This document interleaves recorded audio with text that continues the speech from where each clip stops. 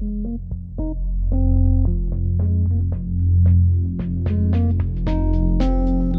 are we here for? What do you truly want? When change is not enough, what do you do? What are we here for? What do you truly want? When change is not enough, what do you do?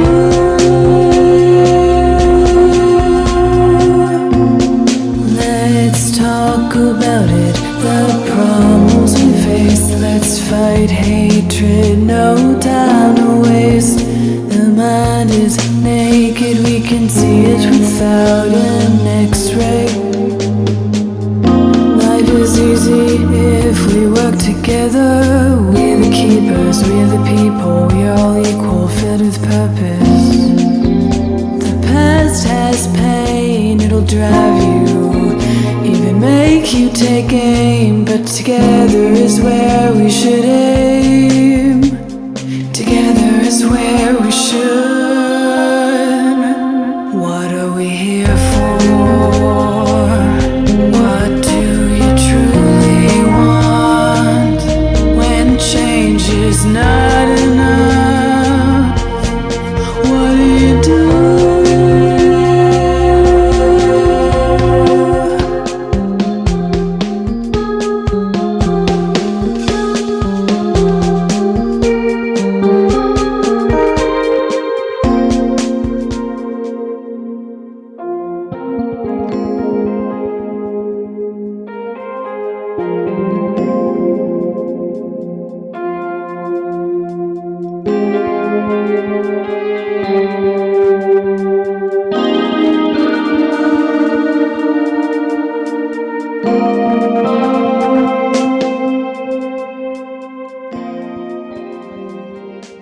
Welcome back to another edition of the Be Forever Cool podcast. My name is Fortyfive. What a weekend. Daytona 200. Welcome everyone to the podcast. We'll bring the guys in a little bit, introduce them, see how their weekend was. But what a weekend, or week was for me. Daytona 200 is pretty exciting to be there. It's one thing to be there as a fan. It's a different thing to be there on the other side of it. Very excited about it, and can't wait to chop it up with the guys. It was good to see Lewis and Reese in person. As much as we do this thing, we got a whole bunch of things going on in our lives, so it makes it not always nice to be in the same place at the exact same time. So that was pretty cool to see. And we'll chop it up with them and see what it was. I want to thank all the people for liking, for subscribing, for commenting. Please continue to do that. It makes what we do easier on our end by just a little bit. So we love the engagement. We love what everyone's been saying and talking about and all that fun stuff. But I'm not going to continue to ramble on about that because we got a lot to talk about in Motor America. We got a lot to talk about in MotoGP, World Superbike, and all that fun stuff. So let's bring the people in. What's going on, Lewis, man? How you doing tonight? Hey, good, Rexy. Nice seeing you again. Been a couple of days since I saw you. But good to see you again. Good time. Anytime we can all get together, it's always fun to just hang out in person. We don't do it too often, but it's cool when it happens. No doubt, man, for sure. Hopefully you got out in time and got to all the spots you had to get to. The weather was pretty nice for Daytona, man. Yeah, I was surprised because I was there earlier in the week. We had a bit of rain. The week before, we had a little bit of rain in the days leading up to the Daytona, but from the Thursday through the Saturday, the weather was great, man. It was hot, but it wasn't too hot, and it stayed dry. There was a little bit of a breeze, so it was just it was good, man. Nice, I can't complain. All right, man, we're gonna dive into it soon, man. TJ, man, what's good, man? How you doing, man? How's the bean? We got the Sunday daylight saving change, so I feel like now we're back to normal. Snow's melting, weather is in the 60s finally, but a couple of days it's gonna go back down. But it's looking good. It's looking good.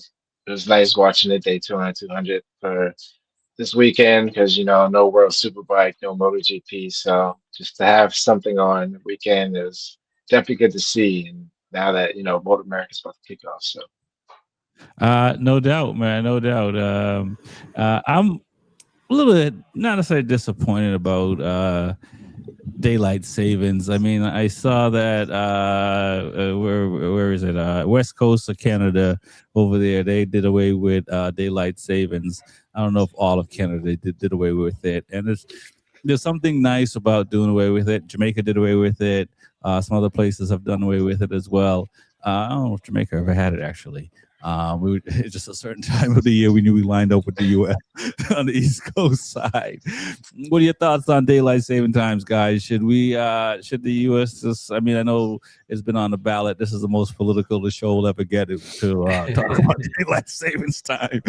But what are your thoughts, man? Is it time for us to just kick this one down the road? End of life. Start with TJ, man.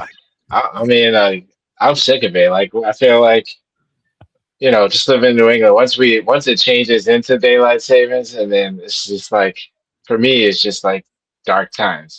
I mean, not dark times, but it's just dark all the time, and just can't really get nothing done on my end. And it's just so as soon as we get out, I just feel like you just feel free. I just think we should get away with it. Like I mean, there's a point for it, but I don't see the point. But it was for farming back in the day. Is how I understood it, and we were helping the farmers out. Seems like again, it's not that kind of show. Flip over to the other channel, but Louis, flip over to the Discovery Channel. This isn't our jam. Well, remember, not every state participates in daylight savings. Hawaii and Arizona don't participate in daylight savings, and neither do most of the American. Islands. So it's only the mainland and Alaska, and in Alaska it doesn't matter because it's still going to be 12 days of nighttime and 12 days a day, 12 hours of daytime over there because they just in the wrong part of the planet. Yeah. Nah, I feel you there, man. It's hopefully we'll get there. I didn't like it this time around. I like it when we fall back. We should just continue to fall back, but I don't think that'll work. Maybe Fat Joe. Guys, Motor America happened. TJ, hopefully you got to watch it. We were fortunate to be there in person. What are your thoughts? We'll start with Louis because he was on the ground. What are your thoughts with it? I don't know if I asked on the show, did you go last year? And what are your thoughts as far as the atmosphere between last year and this year? What are your thoughts, man? Yeah, it was there last year. I mean, last year it felt like there were more competitors. I don't know if it's because they moved everybody to the garages on the right side only. Because last year I think they used garages on both sides, so it felt more spread out and there was more to do.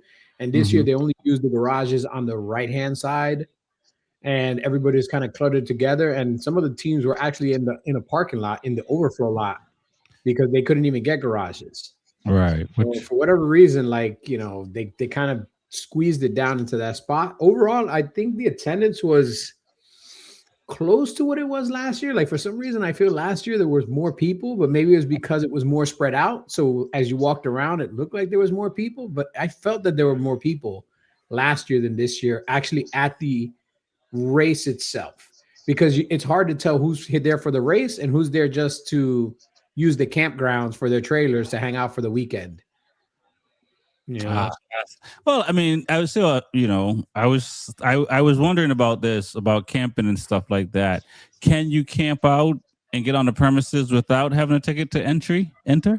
You can get infield parking tickets. Only. Okay. All right.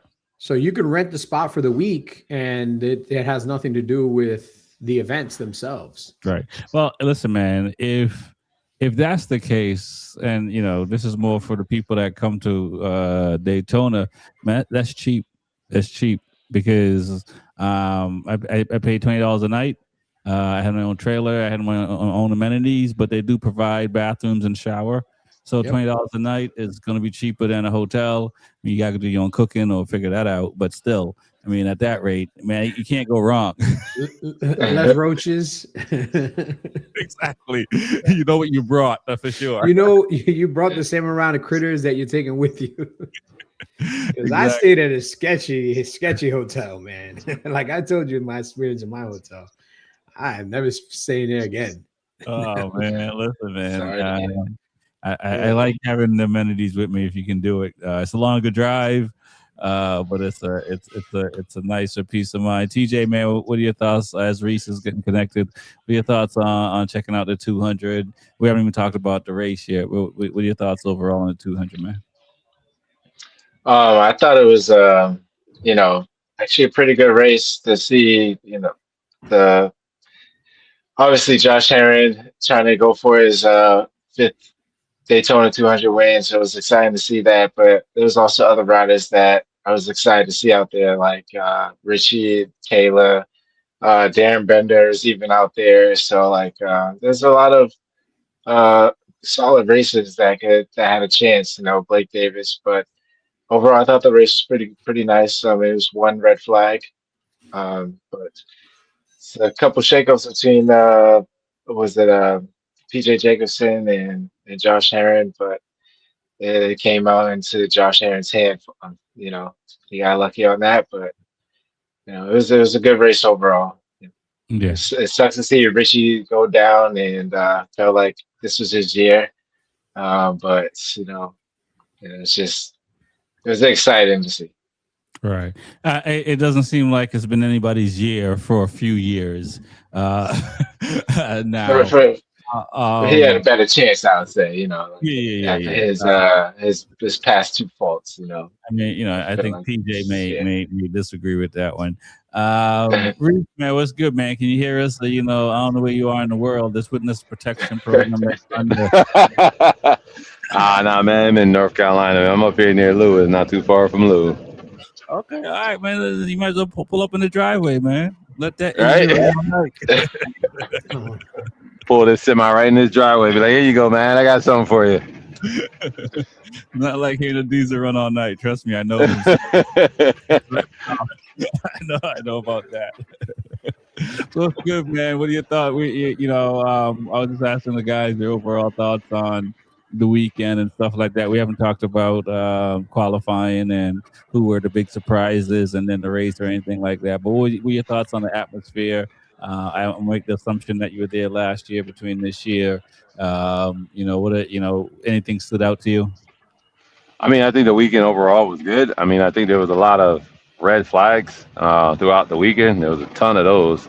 But for the most part, I think it was good. There was a lot of new faces, a lot of people there. The fan base wasn't too bad.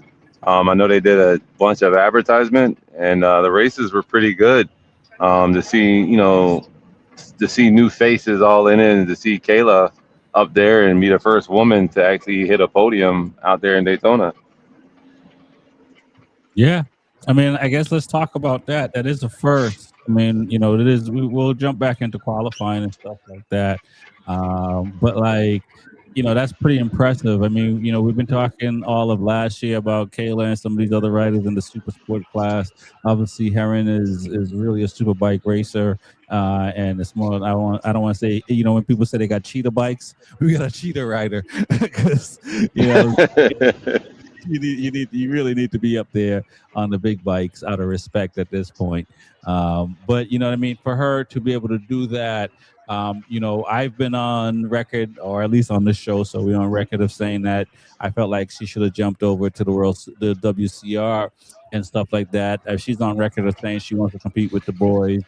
For her to finish third on the podium, maybe she might have been fifth if a couple of people stayed up, PJ and Richie. But even still, that's a pretty amazing races because there's still a whole 32 grid or whatever grid that didn't finish in front of her. So it's huge. It sounds like she should just get in where she fit in, which is in the super sport class with the guys. I mean, good. No, go ahead, Reese. We start with you. I mean, no, that's fine. I mean, I think she's growing up. As they say, I think she's definitely growing up. She's showing her potential. I know Speeds has said that she has a lot of potential. She's willing to work hard. She works hard on her craft. From what I understand, she has a whole racetrack out in front, and I know she does work with JP out there a lot. So, but but she's showing her potential. I mean, she's still got a little bit more growing out to do, like anybody else does when they're new or they're young. Um, but she's coming along very nicely, and I think they're grooming, Speeds and JP over there. I think they're grooming that girl very well, and she's showing her craft and showing her talent. All So right. I give her 10 thumbs up. I agree. TJ, what are your thoughts, man, on how she did and getting that third place? And she's stunning a lot of people, a lot of mofos. Yeah, yeah, for sure. I mean, I agree with Reese. I give her two thumbs up. I mean, this girl has been working hard. You can see it from way back when. And every year she's only improved. Like she's always pulling out the stats, always setting, a trend, and she did really well. I remember last year when she participated in this, she pitted a little early on her first go round. I think the way they had the setup, and I'm sure their strategy was way different. And when the race started, excuse me, when the race started, she was, top six, running, running with the front, and behind her was, separated. So, but she kind of lost a toe, and kept ahead in the game, and racing is racing. She was fortunate to get that third place, and it's just a good feeling to see that for her. Listen, TJ, I don't know. I mean, I thought Sasquatch was out in like Yellowstone or something like that. You got two thumbs, and I think Reese said 10 thumbs. So I don't know if it's the same thing, man. You got some big thumbs. Hey, man, I did say 10, but I give her props, man. You got to give the girl her props. No doubt there. So TJ got some thumbs on him. That's all I'm saying. Numbers guy, what's cool, man? What are your thoughts on how she did? She did great. I think there was a couple of people that showed up this round that did really well or did better than what most people expected. She was definitely one of those people that I don't think anybody expected her to be on the podium. I think most people expected her to be in that top 10 range, but not necessarily on the podium. But again, this is one of those races where your pit stop strategy and how smooth your pit stop goes and all these other factors come into play. And all of a sudden, somebody that was maybe in the lower half of the top 10 is in the upper half in the top 10 just because you and your team scheduled the pit stops the right way, you manage the tires the right way. Kind of everything has to come together for the Daytona. It's not just the rider and pure talent. It's the rider, his team, the tires, the fuel strategy. Everything's got to line up. And, Josh Herron doing this on a different team than he did last year just shows one thing, that the team he's on makes this team, this Ray Hall team, is legit. They have 3 riders in the top 5. That means that their pit stops were on point. That means that they knew exactly what they were doing. And if PJ had not gone down, they could have had 4 people in the top 5. So this Ray Hall team is legit. This is the real deal. These guys are coming to play, and they're coming to play right. And Kayla, is benefiting from this. It's helping her grow her talent. Josh Herron benefited from it because had he been on another team, maybe it didn't work out as well. Look at where kind of technically his replacement at Warhorse ended up outside of the top 5. Could Josh Herron make up that difference? Probably not, because the same issues that they had during the pit stops for that rider could have happened to him, So, a lot of things had to come together here, and they came together great for Kayla. And, I give her a lot of props for being able to benefit and take advantage of the opportunity that was given to her and get herself on the podium. Because think about who's right behind her, man. Darren Binder. That's not a slouch. No. Last time I checked, he's a pretty good rider. Yeah. And I was just going to go to that because we're going to jump into qualifying. Who stood out more? Was it Herron? Was it Tyler Scott? Ben Bender, who again to me was very surprising. I know when Petrucci came, Petrucci was to me, and you guys can correct me as far as the analytics, was the first rider to me that came over from MotoGP. In Bender's case, it's Moto2, not to come over, but to come over and do well right away. Come over Tony Elias. Okay, so there you go. So and how many years, and how long ago was that before that, right? But there's not a lot. There's some other riders that have come over and haven't done well over in the U.S. And for Bender to come over, who struggled in MotoGP, who also struggled in Moto2, right? I mean, he did well in Moto3, but that's why he got that leap to MotoGP, but struggled in both those categories. And so you don't really know what you're getting in a rider that's psychologically, physically, he's a racer, right? You don't know what you get. So for him to come out and do what he did and finish 4th overall, but just to be in the top 3 in qualifying, to me, that was pretty impressive, for a younger Moto2 rider. But again, what were your thoughts on qualifying? Do you guys agree with that? Do you think that some other riders was Alexandro, some of these other guys, surprised you? I will say this: a lot of the fast people were really young this weekend. You start with TJ. Yeah. I mean, I'll catch a little bit of the qualifying, but Tyler Scott, obviously I've seen him race locally, so it was good to see him on the pole. And not to say not Josh Herring, but wanted to see somebody else out there. So I really thought Tyler Scott had a chance, and I wanted to see DeMario do well. So I mean, I thought the qualifier was pretty tight for the first top 3. So it could have went either way. But it was good to see it kind of finish the sign the same way. Josh Herring, Tyler Scott, and I think it was Right. who was second? Was it PJ? PJ, I believe. In what? Qualifying? Yeah. I'm I think it was PJ. PJ. PJ. I think it was PJ. Yeah, So it's Tyler, right? PJ, and Herring. Okay. Go ahead, Reese. I mean, I definitely agree with TJ there. I mean, it was nice to see all the young guys up front. I mean, it was nice to see their hunger, that there's still a passion to win the infamous and famous Daytona for all the young guys, and to try to beat the veterans, as you want to call it, to be up there. And the one that did stand out to me is Lewis's guy DeMario. To be still fresh, to be never really been on, like, he's been on the track, but he's not in the super sport category, to have that many laps. He did impress me a lot. I knew Ty Scott would be there to party. Herring, the normal front runners would be there, but to see like the young guys, wanting to step up and be there and take reign was actually something. To even see Blake up there, as he was struggling so much in qualifying, and still take home a top 10, and with Dominic Doyle, all the guys that haven't been there. So Right. I definitely say that there was something there. So I was very impressed. It's pretty.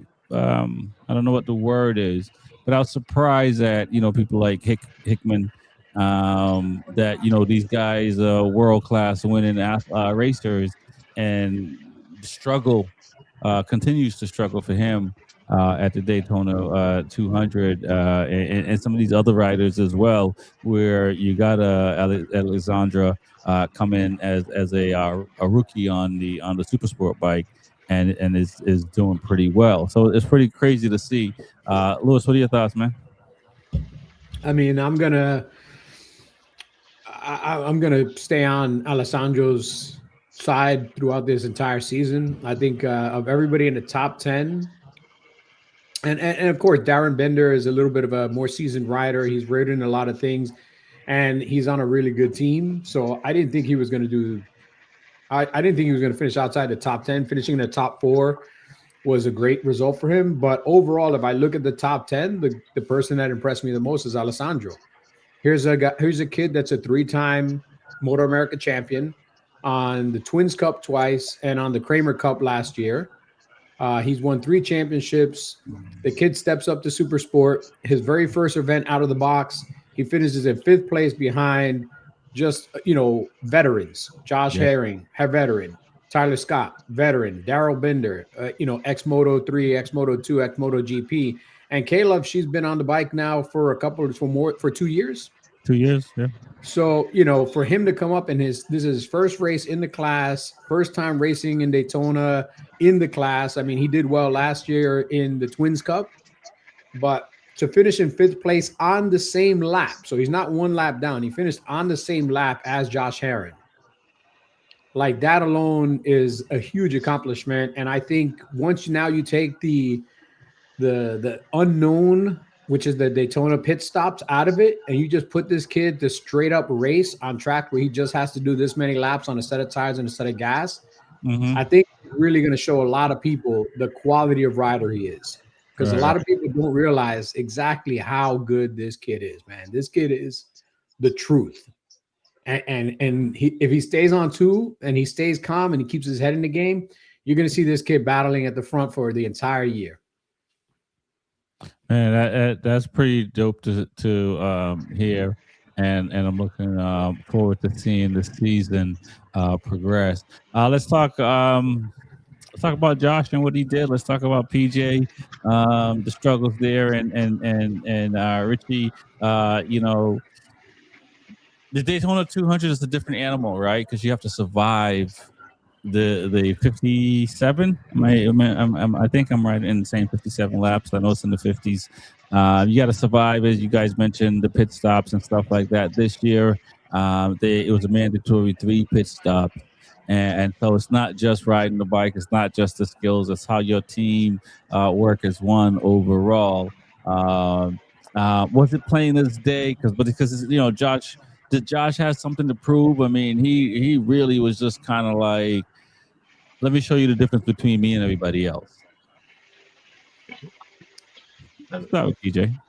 Yeah, I mean, he is the dark horse. I mean, like everybody knows everybody's business, I'm sure, and for him to just come out and still prove like forget all that news talk, I can still ride and race and get my first place, and I'm sure there's a lot on his shoulders. He had a lot to prove.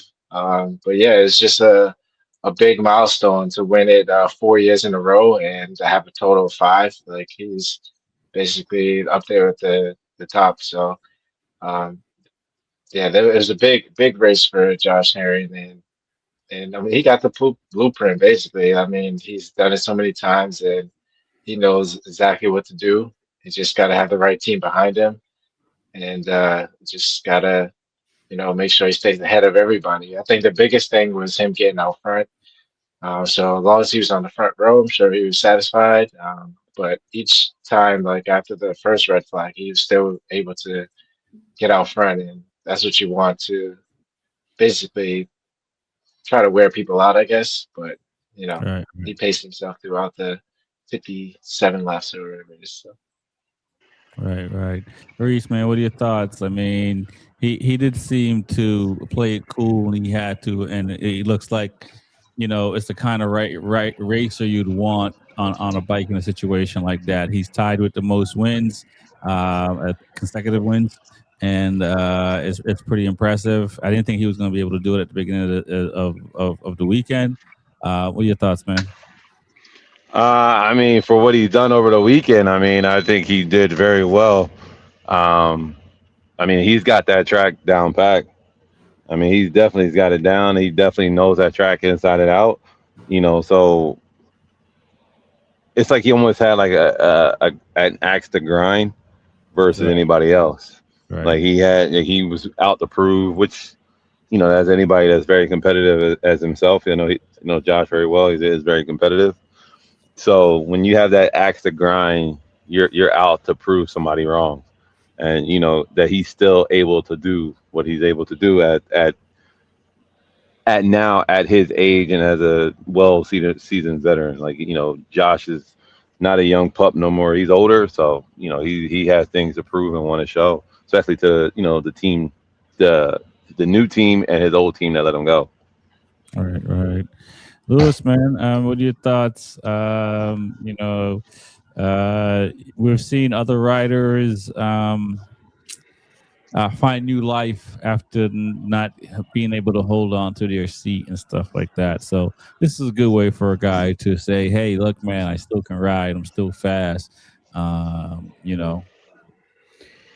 I mean, it's a good platform to him to keep himself relevant, to see if a superbike seat opens up next year, or even if a superbike seat becomes available this year. If somebody gets hurt and there's an opportunity for him to slide in, I think that's a good way for him to go about it, to keep himself relevant, to keep himself in the racing atmosphere in the pit. So I think it's good for him. At the same time, I was kind of a little bit happy at the end of last year when I'm not going to call them sandbaggers because it's not like they had a chance, but PJ and Schultz, I mean, these are superbike guys and they're racing against 17-year-olds. Right. And it's good because the 17-year-olds see exactly what the level is in superbike, so they have to keep up to it. But at a certain point, like, you do want to have super sport, younger people in super sport competing with each other and bringing up that next era, that next generation of what will be our superbike people, what will be the people that we cheer for. And if we keep getting this round robin where superbike guys get dropped to super sport, and now they clean up in super sport because they should, because they're veterans, they've won. I mean, Josh Herron finished second in the championship last year in superbike. Mm-hmm. If he finishes 8th this year in super sport, that's not a good look for him. It's expected for him to finish first or second this year in super sport because he should, because that's where he's at. That's where his level is. So, if he finishes first, like, yeah, it's a championship, but I'm going to be looking at who finishes second, because to me, that's the future. Right. No, I agree, and I've said this before. With other riders coming from top class and coming down and taking a not necessary advantage, but it is an advantage because you have more experience than somebody who's never gone. It's not like everyone in the super sport class has gone to superbike for a few seasons and came back down. It's a different experience, and different reaction time. Kayla was not the only female to race in the Daytona 200. The youngest female ever, Ella Drea, raced. She finished 26th overall. Looked pretty good on the MB. 16th. She finished 16th overall. 16th overall. Yeah, man. Oh, my bad. I'm looking at the championship sheet here, and she's. Oh, you know why? Because there may be some other races, but it said 26 by her name. But anyway, we'll go with what you said. 16th overall, even better. And this is off of Moto America's website. So and it's on an MV Agusta, so that should count by about 10 more spots, because I'm amazed that bike didn't blow up. Hey, listen, man, I'm a fan of MV. Come on, don't do that. I am also, but I've never had good experiences with them. They've taken a lot of trips to the mechanic and taken months to fix every time. So I'm just her and her brother both finished in the top 12 and 16. Both on MV Agustas. So okay. Both of them did it. The first brother and sister to do this, race together, first brother and sister to finish in the top 20. First two MV Agustas to finish a race and without blowing up outside of the top 20. So a lot of firsts. But that's pretty impressive, right? I mean, we got some big solid names on the grid and stuff like that. And for her as a 16-year-old to come out and finish 16th, and again, I can copy and paste this because it's Moto America that's I'm looking at. But that's pretty impressive. What are your thoughts, TJ, on how Ella Drea did, and the brother? But we're talking about the female. It's March. It's Women's Month in March. Yeah, I mean, I think she's definitely a good rider and definitely young and upcoming. And it's good to see more females, competing with the guys. And for her to be 16 and go to Daytona and do what she did, I think it's a great milestone. And it's even better when you have a family member. So to have her brother participate, and they like Lewis said, be basically both of them top 20 is a cool experience. And yeah, just knowing that she was also in the race with Kayla, it makes probably more confident, and I'm sure she had her head straight on. But I guess this sounded really good. They had her going by a few times, watching it on live, and she was moving out there. So a couple red flags, and it's good that she wasn't involved with that either. So, and I think she had a good ride. Yeah, no, I completely agree. Reese, man, what are your thoughts? I mean, it's this is one of the sports where it doesn't matter that I think the sex you are. You can definitely finish on top, and it may have been different a few years ago, but we're seeing these young ladies now that are beating some veterans. So I don't necessarily know if I don't want to say you don't need the WCR. I think we may just need next 5-10 years. It may be like 20 LJ and Kayla, or maybe more. You never know. I mean, it's nice to see the women in our sport and take some advantage of what they got and try to be aggressive. You never know. I mean, we might get some more coming in here. I mean, they're not like you said a WCR, but um, we do have like Mallory over there, Mallory Dobbs. She's over there. Um, so you never know. You may have more women, wanting to go over there and go over to the sport. You still have Michaela that's over here that was very dominant. Um, that's sitting out right now, but yeah, there I think that from what I see, the potential is high. You know what I mean? Hmm. So I definitely say, sky's the limit for a lot of these new girls coming in, and I think coming here in the next couple of years, you may see more wanting to come play with the boys. Okay, no doubt. Before we move on to World Superbike and MotoGP, one last thing, guys. Uh, PJ looked good, and it could have been a different story for PJ. What are your thoughts on that? I mean, he's in the Superbike series this year, so for him, it's not a knock against him. It's almost, I don't want to say a free ride, but it doesn't count towards a Superbike point. So him not finishing other than pride and knowing that you had the potential to finish in front, it gotta suck, right, guys? What are your thoughts, TJ? Yeah, I mean, it's gotta suck. I'm sure like fatigue had to set in at this point. And he's always up front runner, so he's not used to lappers that often.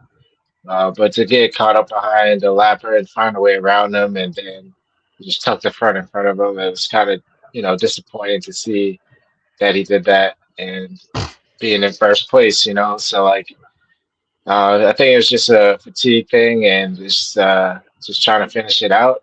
I thought he had it, and he had a great ride the whole race. So you know, I'm sure obviously it doesn't count, but I'm sure he's going to be very strong when the season starts. Right, right. Reese, what are your thoughts, man? He kicking rocks today. What are your thoughts? mm, nah, I mean, he's ready for the next level coming here in April. I mean, he looked very, very good, man. He looks strong as heck, man. So, I mean, I think right now you look at the bigger picture, and move forward from there. I don't think he's kicking rocks. I mean, I think he's a little upset with himself, but I mean, you got to move on and get ready for the next big dance, which is coming. Right. Is that just bad luck or lack of experience? Should I don't remember this. If they did, should have been a blue flag to the back markers. What are your thoughts, man? I mean, it could have been some blue flags. I mean, it could have been a bunch of stuff. Um, I mean, I've seen it, but you got to look at it. PJ was ahead of him when he crashed, Mhm. and maybe he just had a mental breakdown and tucked grabbed too much lean angle, too much anything. I got to go back and look at it again. Hmm. But I mean, that could just be a mental breakdown right there. That as far as when fatigue sets in, you do start having mental breakdowns when that fatigue hits. Okay. All right. Lewis, man, what are your thoughts on the situation there with PJ? And is it, it's just racing and this is no different than, I mean, for a guy that hasn't won it and back to back to back to back, I mean, it still got to hurt. I mean, I'm sure it hurts, but you know what? The race isn't over until you complete all the laps. And if you take a different line because you're trying to pass a back marker, even if they have the blue flags waving, the back marker tries not to impede you, but the back marker doesn't have to stop, put its kickstand down, make sure you go by, put gas in your bike, make sure your tires are okay, and then they can proceed. You're a faster rider. There's a reason you're lapping him. You should lap him, pass him, and keep going and do it correctly. And he has nobody to blame but himself. He decided this is the corner I'm going to pass him. He had plenty of room to work with, so it's not like he had an impending threat directly behind him. He just chose to go in. He went a little too hot, took a different line than everybody else takes through that corner, probably used a little bit too much edge grip on a tire that already had a lot of laps on it, and he ended up sliding the bike out. Like, you're going to be racing in Superbike. Nobody's going to let you by. You need to be able to get by and keep your concentration and make the next couple of corners and do this. This is racecraft, and it's not like he's new to racing. He's been doing this a long time, man. So for him to throw it away on the last lap, he has nobody to blame but himself. With that said, it doesn't count towards the point in Superbike. As far as I know, he didn't get hurt, so he should be ready to go come Road Atlanta. Mm-hmm. And just kind of like, put this in your rearview mirror, keep going. It's a one and done. It doesn't count toward my point. It'd be cool to have a watch. It'd be cool to be on that list of names. It would have been cool to keep Josh Herron from winning his whatever in a row. All of that would have been cool, but woulda, shoulda, coulda, didn't. Move on to the Superbike season and see what you can do. But if he thinks that last year he had a rough time with Schultz in Supersport, oh man, you're going to have a long, long season in Superbike because ain't nobody going to let you slide by. You better be ready for some elbows in your ribs and getting punted off the track on a regular if you think anybody's going to give you even an inch. It sounds like those are the things that Reach want to say, but since they're going to be competing next year, he's keeping it. I got no skin in the game. I can say what I want, man. He can say what he want. I can't. There's just certain things I can and can't say. I realize the difference in the tone. I got more bass. I got more bass when I talk. It's just kind of like, oh man, let's give this guy some training wheels. Yippee, skippity doopy. Nah. This is racing is rubbing is racing, as they say. That's what they say. Because some people in the comments are saying that's just straight from a TV show and not necessarily real life. But nah, rubbing is racing, man. It's in real life too, man. It's real life. Trust me, you going to turn one off the grid, you are bumping people. No doubt there. All right, guys. I don't know which order to go with, but we'll go with let's go World Superbike because I think they just had testing yesterday. Am I looking at that calendar right? They had testing yesterday. Is that right? In Portimao? Yep. All right. It seems like both lows are back, but it sounds like both lows crashed out. Normal. What do I say?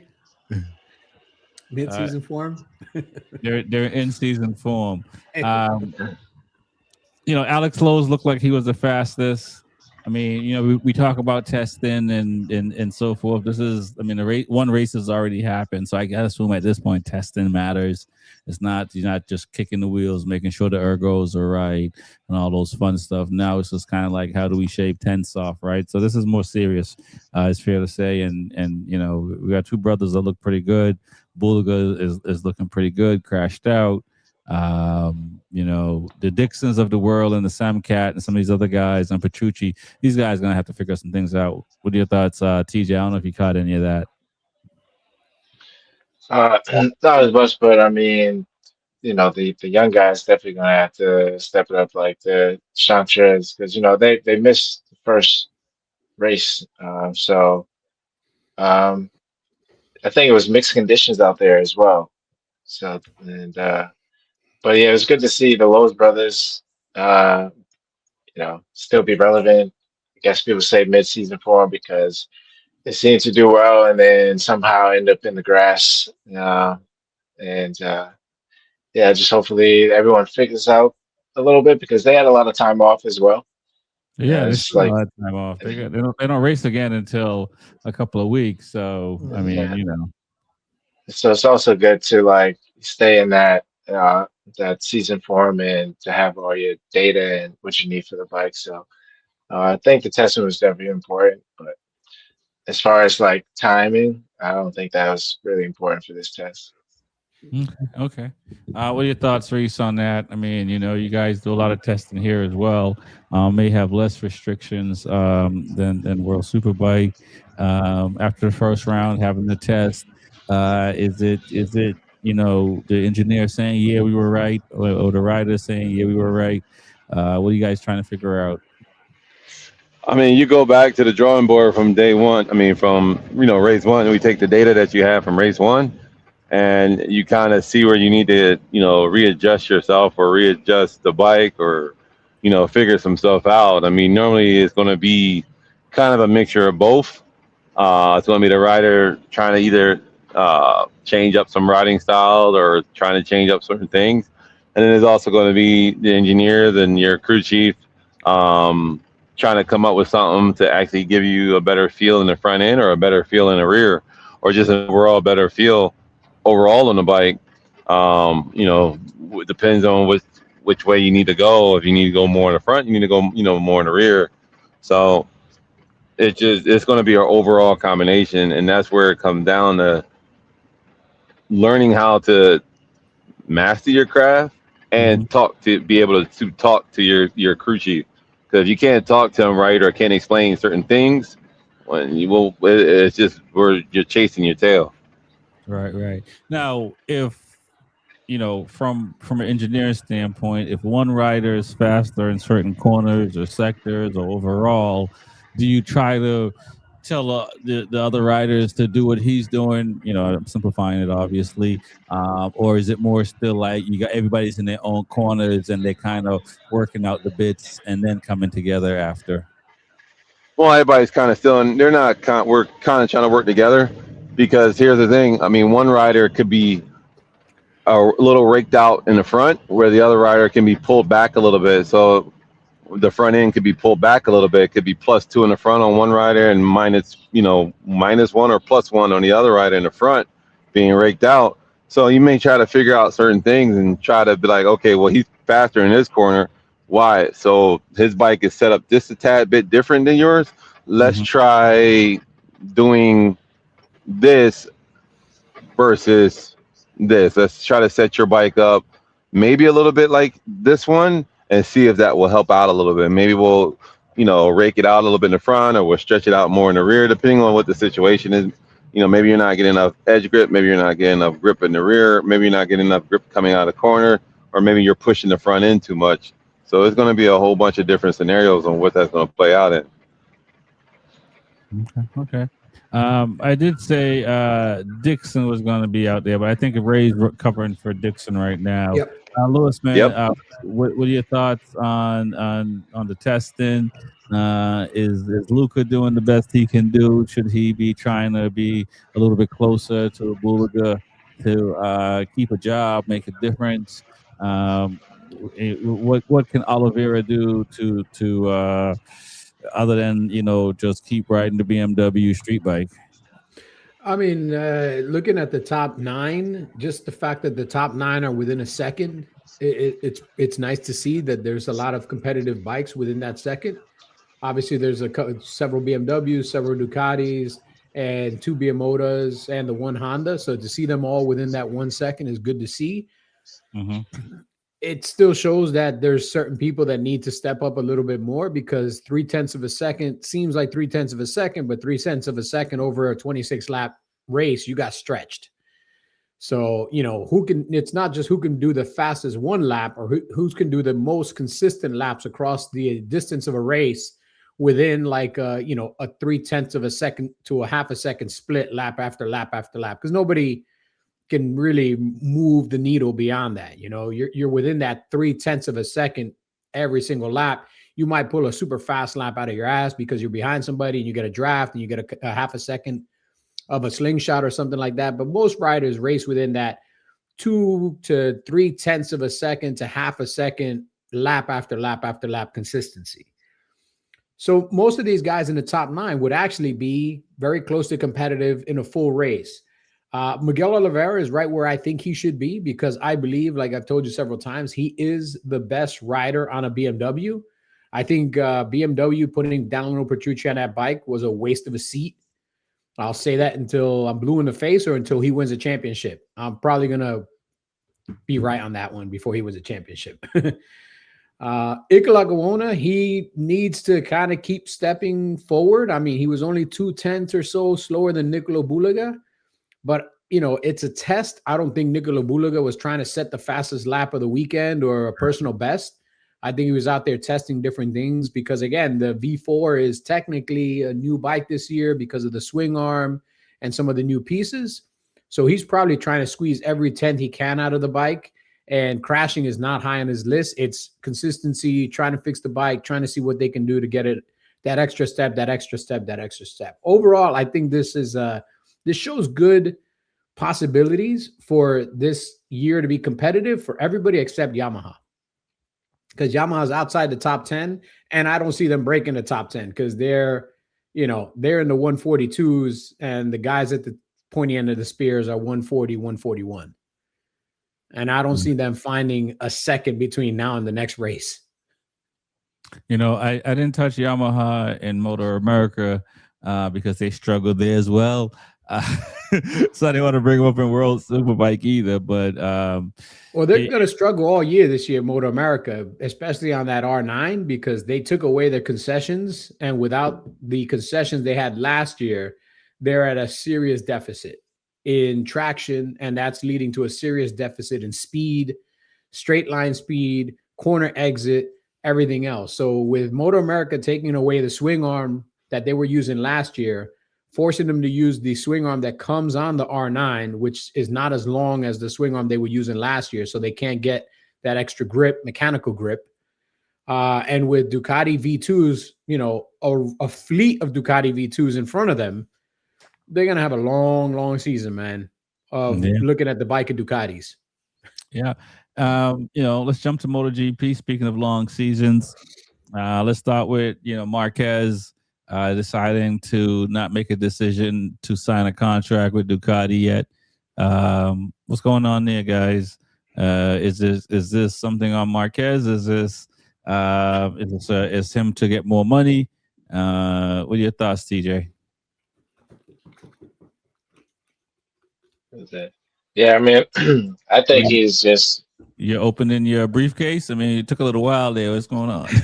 No, I think my mic was muted. But yeah, I think he's just weighing his options. He's not just gonna jump into the first deal he sees. He's smart enough, and he's coming from Honda, who's had a lot of money, and he's already proved that he's a winner. He jumped to a satellite into now a factory and won a championship after what he's been through. So going into a new season, it's going to be kind of strange for everybody, but he's not just going to just jump into a contract. Let me ask you this, man. This man's been signing many contracts for a long time now. Yeah, yes.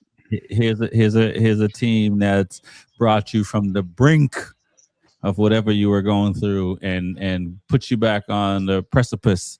And they offer you something. I can't imagine Ducati's coming here with only 6 shrimps, 2 lobster tail, and a couple of crab legs. They got to be sending the whole buffet, man. Like, I mean, this is bad. This is bad for this guy to be like, nah, I ain't gonna sign right now. I mean, he's probably thinking like, all right, if I sign, what's the project looking like from 2027 to 2029? Like, what are we gonna do? What's the plan? Mm-hmm. So he's deep diving right now, and it's part of the Rossi mentality as well. It's like he can really take his talent somewhere else and still be good. He's just that guy right now. So, but I mean, he's just waiting. He's just waiting a little bit for more money. Reese, man, you hearing this talk, man? If you Ducati, you worried? I mean, come on, man. You gave this guy a lifeline. I mean, you could be worried a little bit. I mean, he could also, you got to remember, Marquez is at that age now. He has really nothing to prove. He has nothing left to show or prove. I mean, he's just coming off of another injury, another surgery. He could, it could be a point in time, like especially with his, he promises his grandfather, hey, I'm going to do this. But now that he's at that age, he's got a serious girlfriend now. He could just be at the age like, man, I'm going to see how I feel at the end of this year, health wise, and be like, maybe I can be done. I can retire now. You never know. He could be at that point. He Okay. could just be literally at that point. Like it's nothing left for me to do. All right, I can understand the walking away thing. All right, so because I was going to say he has to kiss the ring, but if he's thinking about walking away, that could be the only respectable thing to say. Why want to wait? It can't be for I'm not getting enough from Ducati, can it?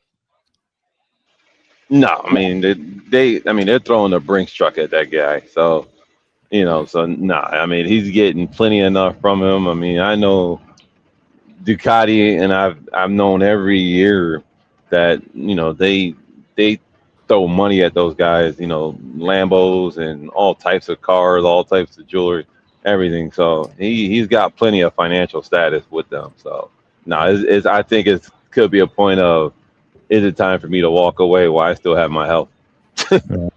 Lewis, I know it must make your ears cringe to hear Numbers. Reese say just throw money at stuff, throw money at stuff, throw money at stuff. Because when I assume if you had to sign Marquez, you will have a number and you're gonna sit here and say, no matter what, I'm not crossing that line. And you know what happens when he says no? You go back and be like, all right, how far can I cross that line? Because here's the deal. When he left Honda, he was making $25 million a year. He went to Grassini making less than, I think, $6 million a year. He went to Ducati, I believe, making $12 million a year. So there's a couple of factors here. One, his age. He's 33 years old. How many more years does he physically have that he can continue to race and take the punishment of racing? If he thinks he can take 2 more years, then he's going to want a max contract for 2 years, because that gives him the opportunity to meet the championship record of the most titles, gives him the opportunity with the best bike. So money is a factor. His health is a factor. And if he wants to retire a Ducati rider, then it needs to be a contract that meets the requirement for the amount of years he thinks he's going to do this. If Marquez was going to retire, I seriously doubt he's going to announce his retirement in July. Right. Like he'll announce it at the beginning of the season, just like Rossi did, so they can have a full year of just kissing his ass everywhere he goes. And whether you hate him or love him, MotoGP will do a whole big farewell thing for him the entire season. And then it'll end in Jerez with a championship lap of his own where everybody shakes his hand. And that's the way to go out, man. You don't say in August, I'm retiring in September. Right. You make sure you squeeze every dime of it, because guess what? That last year, you're going to sell this shit out of your merch. You're going to have special shirts. Last shirt at Coda, last shirt here. It's just money, man. Don't leave money on the table. And in the great words of the immortal Latrell Sprewell, how is he supposed to feed his family with only $17 million?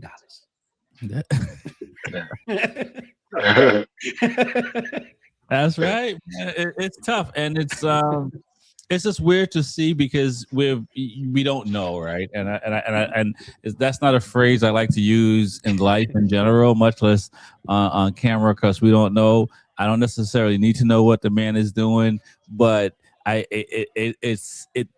have a nagging suspicion that Ducati could get caught with their pants down. I don't think there's anywhere else for him to go. I don't think Aprilia is going to back up as big a Brinks truck. I don't think they have as big a Brinks truck as Audi.